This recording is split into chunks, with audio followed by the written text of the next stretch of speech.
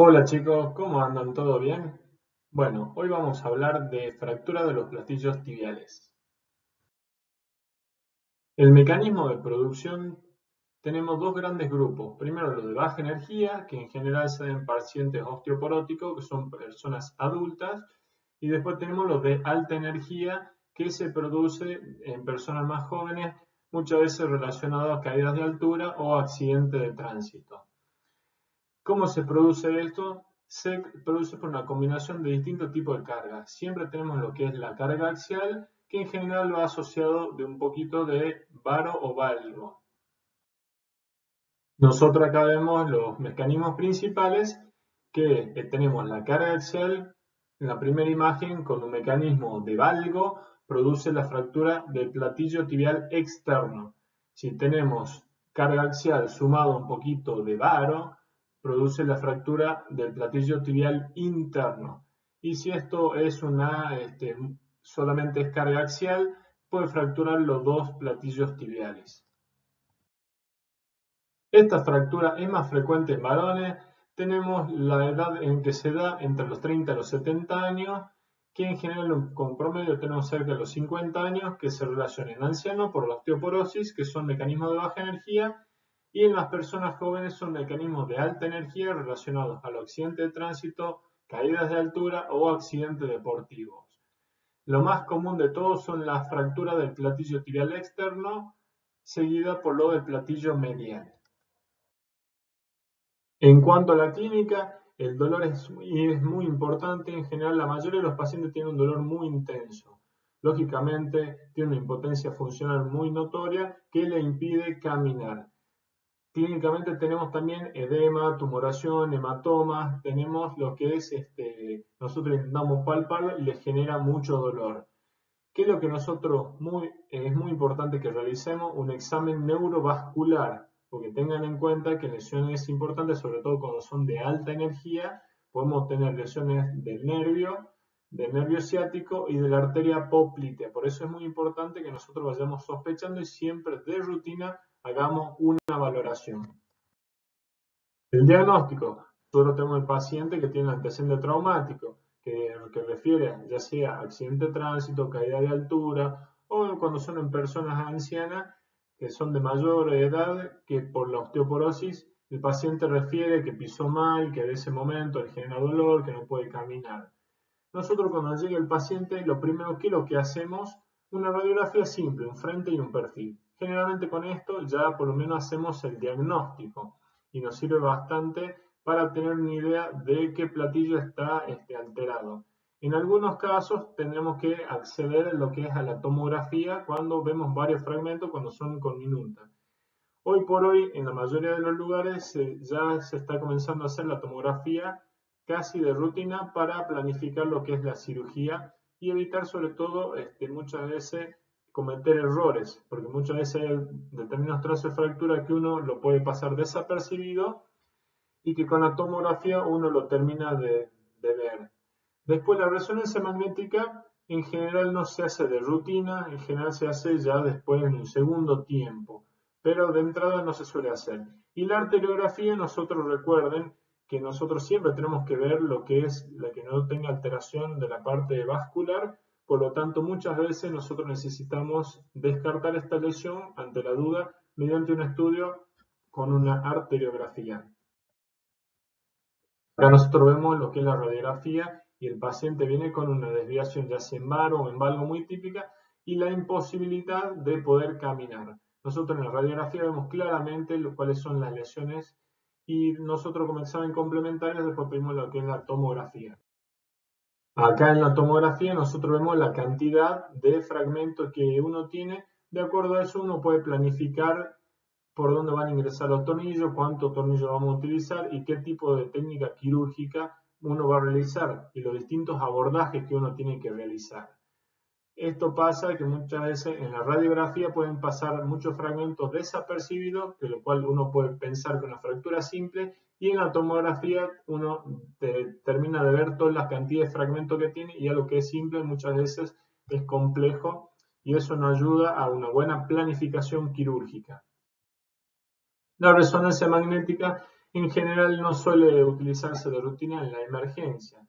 Sí se utiliza en caso de una persona que nosotros tenemos una radiografía normal, que no se ve ningún tipo de fractura, tenemos una tomografía que es normal, pedimos una tomografía para descartar una lesión es mínima y no tenemos ninguna lesión, nosotros pedimos una resonancia magnética que en general lo que hacemos es buscar lo que son fracturas ocultas, que nosotros vemos en la radiografía y en la tomografía que los relieves óseos están conservados. Una fractura oculta nosotros vemos que tiene mucho edema óseo, o sea que vemos líquido dentro de la articulación y líquido dentro del hueso. ¿Qué es lo que me indica eso? Es como que la fuerza fue muy fuerte, que comenzó a romper la trabécula ósea, pero no llegó a romper las corticales. Sería como una fractura parcial o una fractura no desplazada, una fisura, como muchas veces se lo denomina. Por eso la resonancia es útil para eso. En este caso uno lo toma casi como una fractura y el paciente va a demorar un poquito más en recuperarse.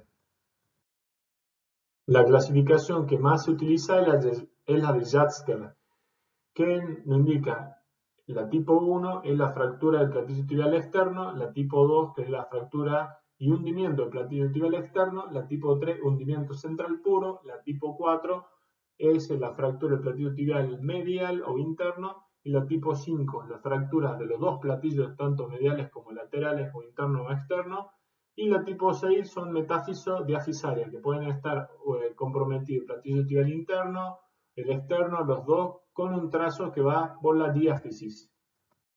Acá nosotros vemos lo que es cada uno específicamente, qué es lo que se hace en cada una de las fracturas, la tipo 1, 2, 3, 4, 5 y 6, y podemos ver de acuerdo a eso si es por alta energía, por baja energía y algunas opciones de tratamiento. Como tratamiento conservador se trata de no usarlo nunca, en general son fracturas que son quirúrgicas. Uno no tiene que hacer un tratamiento conservador en este tipo de fractura. Una fractura que uno considera que es oculta, que no vio nada en la radiografía, en la tomografía, y por ahí en la resonancia uno ve lo que se llama fractura oculta, que ve mucho edema óseo, o sea, líquido dentro del hueso. Uno puede hacer una pequeña inmovilización si la persona tiene mucho edema, y pasa eso, pero uno trata de hacerlo lo antes posible, que realice movilización precoz. Lo que son fracturas quirúrgicas, que son trazos desplazados, se puede llegar a tratar con un yeso cruropedio, pero en general lo que produce son tratamientos muy largos que generan muchas rigideces. Por lo tanto, en algún lugar, cuando si uno trabaja en un lugar donde uno tiene opción para el tratamiento quirúrgico, en general es de elección, en la mayoría de los casos, el tratamiento quirúrgico. También se hacen atracciones óseas, contracciones transcalcáneas, el paciente con la férula de Brown, intentando reducir parcialmente. Pero bueno, estos son tratamientos viejos que es simplemente a modo de que sepan que existen esos tratamientos, pero en la actualidad se tratan de operarlo a todo. Y los materiales que se utilizan por tratamiento quirúrgico tenemos lo que son los tornillos canulados, placa con tornillo, en fracturas muy conminutas se utiliza tutón externo, y lo que tiene por la conminución, por el aplastamiento que tienen los fragmentos óseos, tengan en cuenta que es muy esponjoso y cuando se colapsa tanto, nosotros después le volvemos la altura, nos quedan unos pequeños huecos. Para esos huecos, para que no se vuelva a colapsar, nosotros necesitamos colocar injerto óseo, que en general lo que más se utilizan son de las crestas ilíacas. Tratamiento no quirúrgico, como les dije, se trata de no utilizarlo, son muy pocas las indicaciones, inclusive estas indicaciones ya terminan siendo hasta viejas, obsoletas, pero bueno, para esto es para que tengan un mínimo conocimiento de cuáles son los criterios que uno utilizaría en un tratamiento ortopédico o no quirúrgico. Sobre todo se puede utilizar en pacientes que tienen alguna contraindicación quirúrgica, pero aún así siempre se trata de operar, salvo que son fracturas ocultas o son muy poco desplazadas. Pero tengan en cuenta que en tratamientos no quirúrgicos las inmovilizaciones son muy prolongadas. En el tratamiento no quirúrgico, el tratamiento ortopédico, se utiliza en yeso. El yeso se utiliza por lo menos 3-4 semanas, después lentamente se trata de se saca, se retira ese yeso y se trata de darle, comenzamos con mucha movilidad, sin apoyo. En realidad, cualquier tratamiento ortopédico de cualquier hueso se trata de hacer radiografía seriada, que esto semanalmente uno hace un control radiográfico y uno le tiene que explicar al paciente que los tratamientos ortopédicos pueden fallar. Uno puede ir bien la primera semana, la segunda semana y la tercera semana uno puede tener una pérdida de esa corrección que uno piensa que antes era tolerable, que uno podría hacerse un tratamiento no quirúrgico, un tratamiento ortopédico, y a la segunda o tercera semana por ahí sufre un desplazamiento, lo cual no indica de que sí o sí hay que operarlo. Uno tiene que explicarle esto al paciente para que el paciente sepa de que siempre los tratamientos ortopédicos pueden fallar después de una semana, 2 semanas, 3 semanas. Por eso se hacen las radiografías seriadas. Y después, en general, uno autoriza lo que es la carga parcial cerca de las 8 semanas. Recuerden que a los 60 días la consolidación ósea es bastante importante como para darle carga parcial. Y casi siempre a la recién los 3 meses recién uno le indica la carga completa. En realidad estas son fracturas que casi uno siempre trata de elegir lo que es el tratamiento quirúrgico. Tengan en cuenta de que propio de esta fractura uno tiene muchas rigideces articulares. Por lo tanto, en tratamiento quirúrgico vamos a tener menor tiempo de la persona inmovilizada. Por lo tanto, eso vamos a evitar, por lo menos disminuir la posibilidad de que hagamos rigideces. Por lo tanto, uno siempre trata de hacer un tratamiento quirúrgico. Pero bueno, sobre todo si tenemos incongruencia articular, cuando son fracturas del platillo externo que tienen mayor de 5 grados de valgo, cuando son fracturas expuestas, cuando son síndromes compartimentales, cuando está asociado a lesiones vasculares. Todo eso son tratamientos quirúrgicos, indicaciones de tratamientos quirúrgicos absolutas. Uno trata de hacerlo, acuérdense, sobre todo la lesión vascular, síndrome compartimental y fracturas expuestas. Tratamiento quirúrgico también puede estar relacionado con algunas lesiones asociadas. Las lesiones asociadas pueden ser lo que son las avulsiones del ligamento cruzado, que bueno, en ese generalmente uno ve las espinas tibiales que están avulsionadas. Eso en general en el mismo tratamiento quirúrgico uno trata de repararlo. Después uno puede tener lesiones meniscales, que todo lo que se pueda reparar en el mismo momento se trata de reparar. El problema es de que cuando nosotros tenemos fracturas con minuta en el mismo acto quirúrgico, realizar la fractura, el tratamiento de la fractura y el del ligamento cruzado es muy difícil. En ese caso se difiere para un segundo tiempo lo que son las lesiones meniscales y las lesiones de ligamentos cruzados. Acuérdense los tiempos que tiene de consolidación. En general la consolidación, después de las 8 semanas ya uno nota una consolidación bastante importante, sobre todo que estamos en un hueso metafisario que tiene mucha esponjosa, por lo tanto consolida bastante rápido. A las 8 semanas recuerden que uno puede hacer carga precoz y a las 12 ya puede hacer carga total. Esto es para que veamos un ejemplo de una fractura Schatzker grado 1, que es fractura con mínimo desplazamiento del platillo tibial externo, que simplemente se utiliza sin hundimiento, se utilizan 2 tornillos canulados y andan perfectamente. En este caso, en el Schatzker grado 2, de que tenemos desplazamiento del platillo tibial externo más hundimiento, tenemos primero que levantar ese platillo que se hundió y recién unimos lo que es el platillo tibial externo. Por lo tanto, recién ahí le tenemos que utilizar una placa con tornillo. Este otro ejemplo de hundimiento central puro, que también todo hundimiento tenemos que devolverle la forma al platillo, de los cuales tenemos que levantarlo y en general abajo lo que tenemos que poner para que se mantenga todo ese cartílago que está hundido, le tenemos que hacer un relleno de hueso. Y después le ponemos para sostener todo eso, son los tornillos canulados, o también se puede utilizar una placa con tornillo chica. Una fractura del platillo tibial medial, exactamente lo mismo que en lo que es la grado 2, que tratamos de acomodar el fragmento y después utilizamos una placa con tornillo. Siempre recuerden que mientras mayor combinación tenemos, más indicaciones de colocar injerto óseo tenemos. Acá nosotros tenemos lo que es la fractura de la clasificación de Schatzker grado 5, del platillo tibial externo y el interno, de los cuales tenemos que restituirlo de la altura y lo fijamos con tornillo, en este caso puede ser con tornillos canulados y placa con tornillo, con 2 placas, hay distintos tipos de técnicas, depende de cada médico.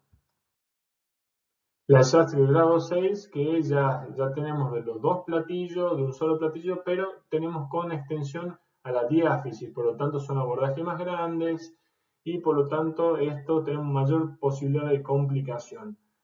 ¿Qué pasa? Siempre tenemos, tanto en la SHATS del grado 5 como en el grado 6 sobre todo, nosotros tenemos que siempre de rutina descartar en toda la fractura, pero sobre todo en esta, descartar que no tenga una lesión vascular, sobre todo en la arteria poplitea.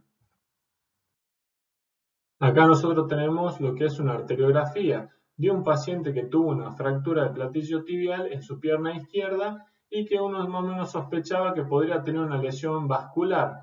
El miembro estaba más frío, no tenía pulso, relleno capilar enlentecido, por lo tanto hacemos una interconsulta con un cirujano vascular, el cual le realiza una arteriografía y nosotros acá vemos en la pierna izquierda lo que es el stop que se ve con respecto si uno la compara con la pierna derecha, vendría a ser con el miembro inferior derecho, y a nivel de la rodilla se ve el stop de la arteria poplitea. Nosotros acá observamos la pierna izquierda comparando con la derecha y la diferencia es que hay la parte vascular y el stop que no se continúe con las arterias de la pierna.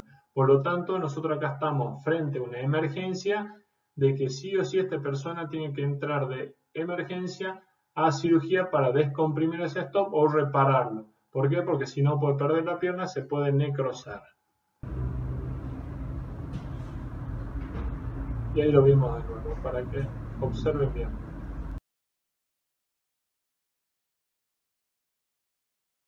Artroscopía. Hoy por hoy está muy de moda realizar tratamientos artroscópicos. En general, cuando son fracturas del platillo tibial externo, fractura con hundimiento, fractura del platillo tibial interno. En general son cirugías cuando uno tiene que hacer mínimas incisiones. Uno puede realizar un tratamiento artroscópico y en ese mismo momento tratar de reparar algunas lesiones asociadas. Primero, lo que tiene la artroscopía que nos permite una visión directa de la fractura. Por lo tanto, cuando son hundimiento central puro o algunas fracturas con hundimiento, nosotros podemos ver si nosotros cuando corregimos ese hundimiento nos falta un poquito o está bien. O sea, nosotros vemos la reducción de la fractura que va teniendo. Después, en caso de que uno tenga alguna lesión asociada, por ejemplo, lesión de ligamentos cruzados, lesión meniscales, en el mismo momento nos permite reparar dichas lesiones. En cuanto a la rehabilitación, siempre son pacientes de que este tipo de fractura uno tiene que tratar de dejarlo inmovilizado el menor tiempo posible. Tengan en cuenta que es una de las articulaciones que genera mucha rigidez. Por lo tanto, ideal siempre es tener un buen contacto con el médico que realiza los procedimientos, el tratamiento, ya sea quirúrgico o no quirúrgico, para que, bueno, él lo asesore un poquito si es que cuándo pueden realizar flexoextensión, cuándo puede comenzar a apoyar. Sobre todo cuando son tratamientos quirúrgicos y sobre todo cuando son tratamientos quirúrgicos en fracturas que son complejas, grados 4, grados 5, grados 6. Esto, ¿qué es lo que pasa? Nosotros sabemos que no es lo mismo tratar un paciente osteoporótico, con el cual vamos a tener más cuidado para no perder reducción, pero ¿qué pasa? Vamos a inmovilizar un poquito más de tiempo, pero tengan en cuenta que sobre todo con la edad la rigidez articular se produce más rápido que en una persona joven, que encima con la cirugía nosotros ya sea que coloquemos placa con tornillo o tornillo, tiene mejor toma. Recuerden siempre de que antes de las 8 semanas en general se trata de evitar lo que es la carga parcial y después las 2 semanas con un apoyo completo. La actividad deportiva en general es raro que antes de los 4 meses esa persona puede caminar. No caminar, sino trotar. Por lo tanto, también uno tiene que ir avisando de que la principal complicación que tenemos son las rigideces articulares y sobre todo la artrosis como cualquier fractura articular. Acá nosotros ya recién dijimos lo que son las complicaciones. La rigidez articular es la más frecuente, es la principal. Después, cuando tenemos tratamiento ortopédico o malos tratamientos quirúrgicos o pérdida de las reducciones, tenemos las desviaciones angulares, en bar o valgo. Siempre tenemos que tener en cuenta que cualquier fractura articular nos puede producir artrosis. Siempre tenemos que descartar que no tengamos una lesión vascular y también nerviosa. Síndrome compartimental, en general esto es en la etapa aguda, y lesiones ligamentarias y meniscales, esto uno lo puede evaluar en un segundo tiempo, sobre todo cuando son fracturas muy conminutas. Cuando son fracturas menores, grado 1, grado 2, grado 3, hasta grado 4, uno puede realizar el mismo tratamiento, un procedimiento artroscópico que hoy por hoy es la mejor indicación. Infecciones como cualquier tipo de cirugía. Después, indicación absoluta de cirugía, como ya lo habíamos dicho, son las fracturas expuestas, síndrome compartimental y sobre todo la lesión nerviovascular vascular aguda. Sobre todo, acuérdense que es la arteria poplitea. Bueno chicos, cualquier duda me consultan, que estén muy bien, hasta luego.